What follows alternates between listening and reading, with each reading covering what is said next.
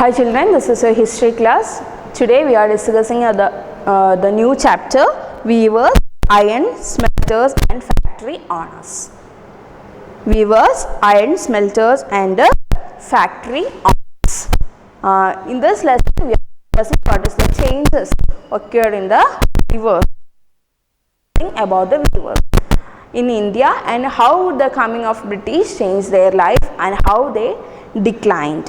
What is the past, before the coming of the British? അങ്ങനെയാണ് ബ്രിട്ടീഷുകാർ വരുന്നതിന് മുന്നേ അവരുടെ സിറ്റുവേഷൻസ് എങ്ങനെയായിരുന്നു, അതിനുശേഷം ഇന്ത്യയിലും ടെക്സ്റ്റൈൽസിനൊക്കെ എന്തൊക്കെ സംഭവിച്ചു ഈ ലെസൺ പഠിക്കുന്നുണ്ട്.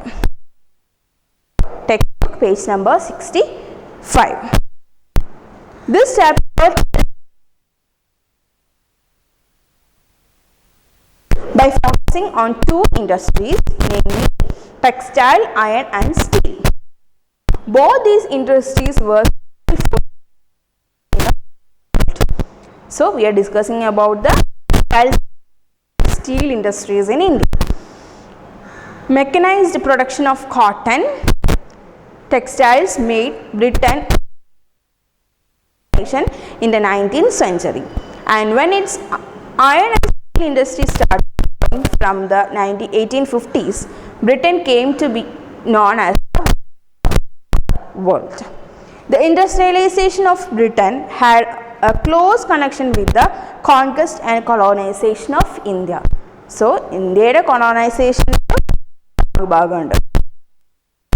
industrialization എന്ന് പറഞ്ഞാൽ അവരുടെ ഒരു ഇംപ്രൂവ്മെന്റ് ഇൻ ഇൻഡസ്ട്രീസ് അല്ലേ. ഇൻഡസ്ട്രിയലൈസേഷൻ ബ്രിട്ടനിൽ വരാൻ പ്രധാനപ്പെട്ട ഒരു കാരണം എന്താണ്, ദ കൊളോണൈസേഷൻ ഓഫ് ഇന്ത്യനെ അവർ കോളനിയാക്കി വെച്ചത് ഒരു ഇമ്പോർട്ടൻ്റ് ആസ്പെക്റ്റ് ആണ്. അപ്പോൾ നമ്മൾ അതാണ് ഈ ചാപ്റ്ററിൽ ഡിസ്കസ് ചെയ്യുന്നത്. You have seen in chapter 2 how the English East India Company industry and trade led to occupation of territory and how the pattern of trade changed over the decades. In the late 18th century, the company was buying goods in India and exporting them to England and Europe, making profit through this sale. So, first അവരെന്താ ചെയ്തത്, east India company they came to India and buy products from India and it was exported to England and Britain and they got a huge profit. അതായിരുന്നു അവരുടെ ആദ്യം ചെയ്തിട്ടുണ്ടായിരുന്നത്. With the growth of industrial production, British industrialization began to see India as a vast market for their industrial products, and over time manufactured goods from Britain began flooding India.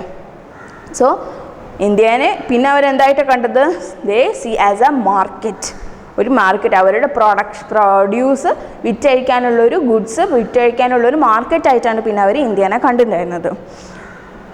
So the produced goods were flooding to Indian market.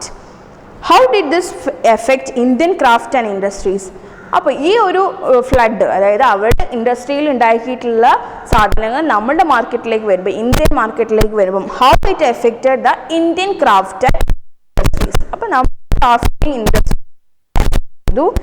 കൂടി നമ്മൾ ഈ ലെസണിൽ. So Indian textiles and the world market.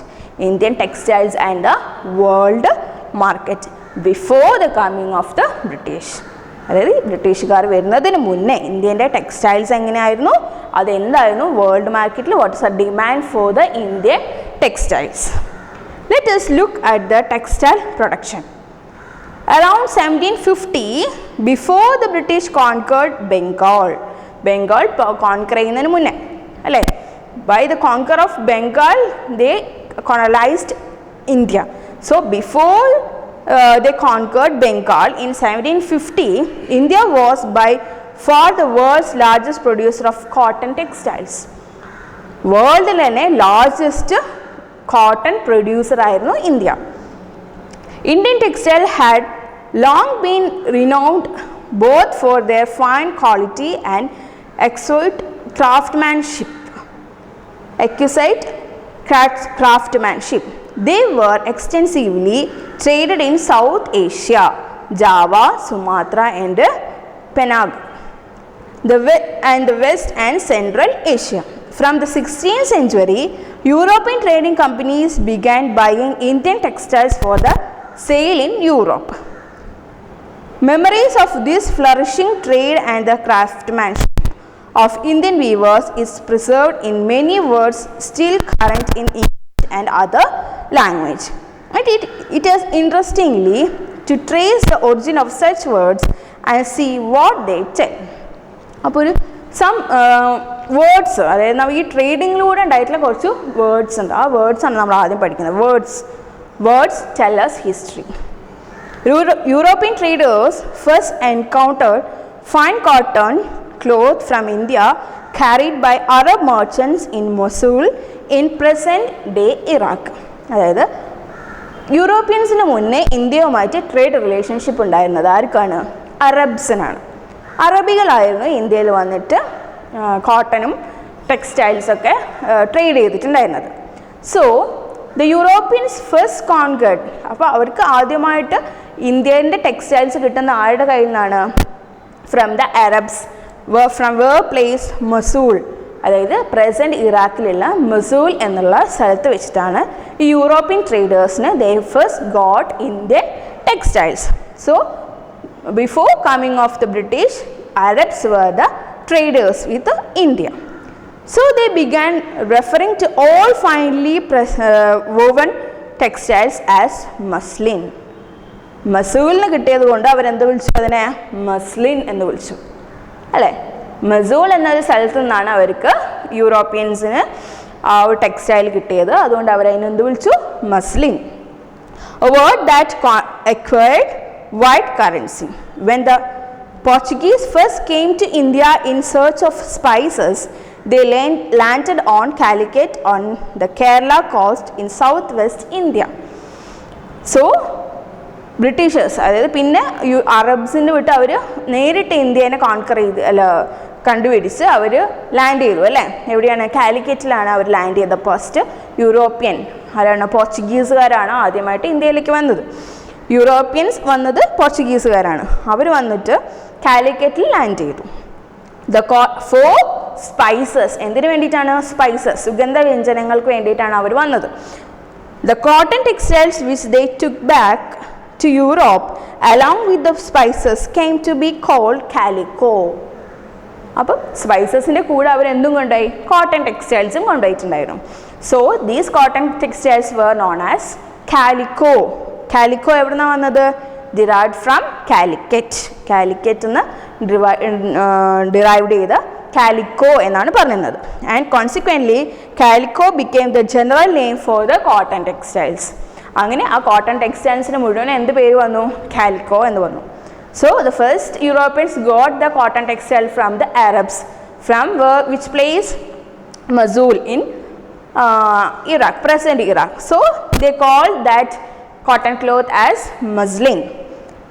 Then they came to India, they reached Calicut, and they also got some textiles and they export some cotton textiles from Calicut. So these clothes were known as calico.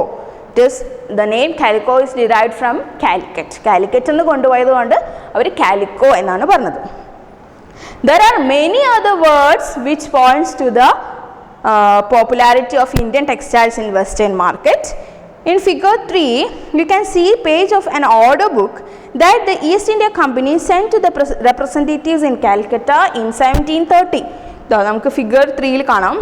ഒരു ലിസ്റ്റാണ്, ഒരു ഡിമാൻഡാണ്. അവർക്ക് എന്തൊക്കെ demand ഉണ്ട്, ആ ഒരു എന്തൊക്കെ ആവശ്യമുണ്ട്, അല്ലേ? നമ്മളൊരു ലിസ്റ്റൊക്കെ എഴുതില്ലേ എന്തൊക്കെ സാധനങ്ങൾ വാങ്ങണം എന്നുള്ളത്. അതേപോലെ ഒരു ഡിമാൻഡ് ഈസ്റ്റ് ഇന്ത്യ കമ്പനി അവരുടെ റെപ്രസെൻറ്റേറ്റീവ്സ് ഇൻ കൽക്കട്ടയിലുള്ള റെപ്രസെൻറ്റേറ്റീവ്സിന് കൊടുത്തത് ഇന്ത്യയിൽ നിന്ന് എന്തൊക്കെ വാങ്ങി കൊണ്ടുവരണം എന്നുള്ളത്.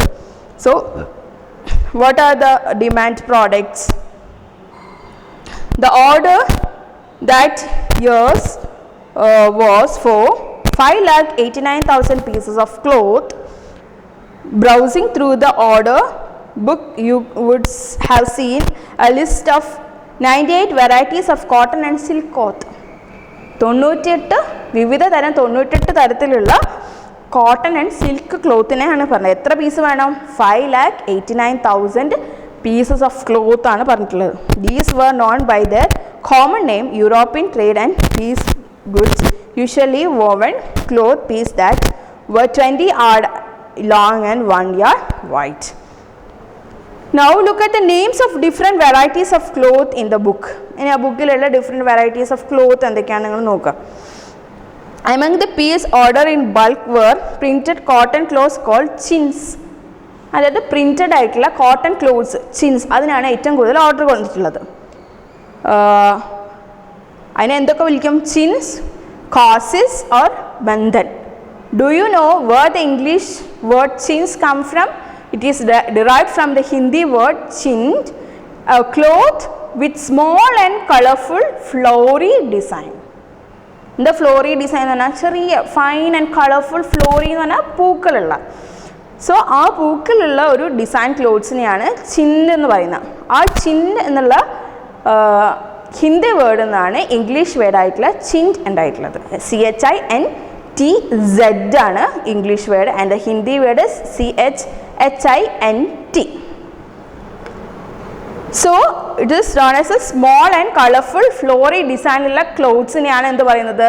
ചിൻഡ് എന്ന് ഹിന്ദിയിൽ പറഞ്ഞത്. And from the chint, the Hindi word chin, English word derived, that is chins. From the 1680s, there started a craze for printed Indian cotton textiles in England and Europe, mainly for their exotic floral designs. അതായത് ഈ floral ഡിസൈൻസിന് ഭയങ്കര ഒരു ഡിമാൻഡായിരുന്നു Indian cotton ടെക്സ്റ്റൈൽസിൻ്റെ. ഈ floral എന്ന് പറഞ്ഞാൽ ഒക്കെ പൂക്കളാണ്. Floral ഡിസൈൻസിന് fine texture and relative cheapness.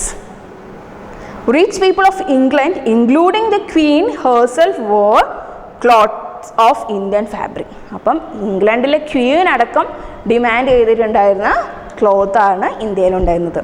So അത്രയും ഫൈനായിട്ടുള്ള ചീപ്പസ്റ്റ് ആയിട്ടുള്ള ഫ്ലോറി ഡിസൈൻസ് ഉള്ള ഫ്ലോറൽ ഡിസൈൻസ് ഉള്ള കോട്ടൺ ക്ലോത്ത്സ് ആണ് ഇന്ത്യയിൽ നിന്ന് അവർ എടുത്തിട്ടുണ്ടായിരുന്നത്. So that's all for today's class. We can see in the next class.